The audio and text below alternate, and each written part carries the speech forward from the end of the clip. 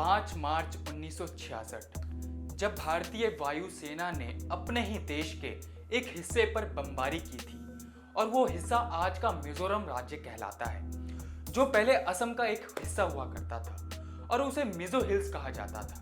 लेकिन उस वक्त ऐसा क्या हुआ था कि इंदिरा गांधी को अपने ही देश में बमबारी करवानी पड़ी थी और क्या मजबूरी रही होगी उनकी। आज इस वीडियो के जरिए पूरी कहानी जानते हैं।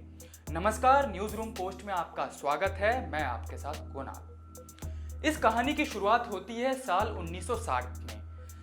तब मिजो हिल्स असम राज्य का हिस्सा हुआ करता था और इसी साल असम सरकार ने असमिया भाषा को राजकीय भाषा घोषित कर दिया। यानी जिसे असमिया भाषा नहीं आती उन्हें सरकारी नौकरी नहीं मिल सकती थी। अब सारा खेल यहां से शुरू होता है।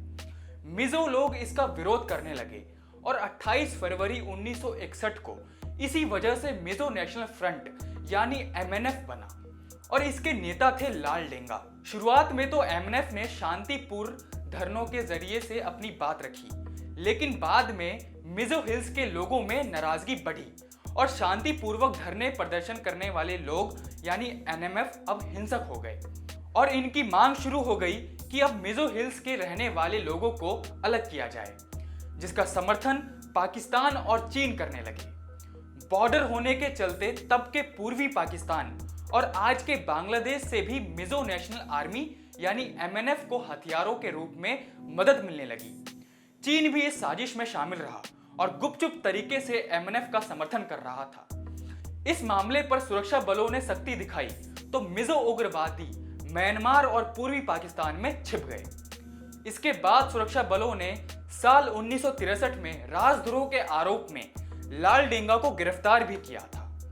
लाल डेंगा पर मुकदमा चला, लेकिन कोर्ट ने उन्हें बरी कर दिया था। अब साल था 1965 का, जब पाकिस्तान ने भारत पर हमला कर दिया। इस मौके को देखकर भारत पर दबाव बनाने के लिए MNF ने उस समय के प्रधानमंत्री लाल बहादुर शास्त्री के नाम एक मेमोरेंडम भेजा।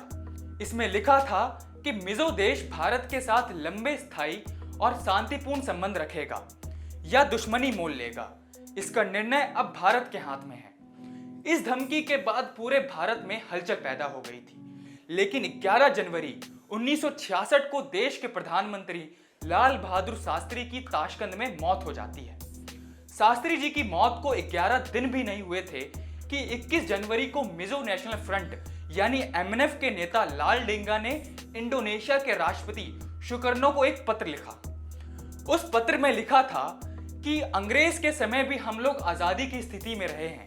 यहाँ पर राजनीतिक जागरूकता से उपजा राष्ट्रवाद अब परिपक्व हो गया है। अब हमारे लोगों की एकमात्र इच्छा अपना अलग देश बनाने की है। इसका मतलब अब MNF ने खुले तौर पर भारत से अलग होने का ऐलान कर दिया था। पत्र लिखे जाने के तीसरे दिन यानी 24 जनवरी को इंदिरा गांधी देश की प्रधानमंत्री बनती है। अब इंदिरा गांधी के सामने एक अलग तरह की चुनौती आने वाली थी।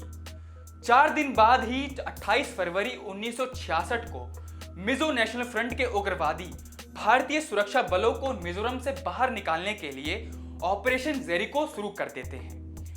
MNF के उग्रवादियों ने सबसे पहले आइजोल और लुंगलाई में असम राइफल्स की छावनी पर हमला किया और अगले दिन यानी 29 फरवरी को MNF ने भारत से आजाद होने की घोषणा भी कर दी। उग्रवादियों ने देखते ही देखते आइजोल में सरकारी खजाने सहित महत्वपूर्ण स्थानों पर भी कब्जा कर लिया। इसके बाद MNF ने असम राइफल्स के हेडक्वार्टर से तिरंगा झंडा उतारकर अपना झंडा लगा दिया। उधर दिल्ली में कुछ दिनों पहले ही प्रधानमंत्री बनी इंदिरा गांधी भी इस घटना से हिल जाती है और सेना को जवाबी कार्रवाई करने का आदेश दे देती है। इसके बाद 5 मार्च 1966 को वायुसेना के 4 लड़ाकू विमानों को आइजोल में MNF के उग्रवादियों पर बमबारी की जिम्मेदारी सौंपी जाती है। इनमें 2 लड़ाकू विमान फ्रांस में बने दैसे ओरागन और 2 ब्रिटिश हंटर विमान थे। दैसे ओरागन को भारत में तूफानी नाम से भी जाना जाता है। असम के तेजपुर, कुंभीग्राम और जोराहाट से उड़ान भरने के बाद पहले इन लड़ाकू विमानों ने मशीन गन से उग्रवादियों पर फायर किया और दूसरे दिन इन लड़ाकू विमानों ने आग लगाने वाले बमों को बरसाया। वायुसेना के लड़ाकू विमानों ने आइजोल और अन्य जगहों पर 13 मार्च तक बमबारी की। जिसमें विद्रोहियों के साथ साथ काफी निर्दोष लोग भी मारे गए थे। इन विमान पायलटों में 2 शख्स ऐसे भी थे जिन्होंने आगे चलकर भारतीय राजनीति में नाम कमाया था। उनमें से एक का नाम था राजेश पायलट और दूसरे थे सुरेश कलमाडी। आपको बता दें कि इस बमबारी से घबराए स्थानीय लोगों ने पहाड़ियों में जाकर शरण ले ली थी।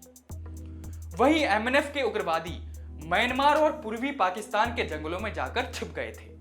विद्रोहियों को तितर बितर करने के बाद सेना ने मिजोरम का कंट्रोल अपने हाथ में ले लिया था।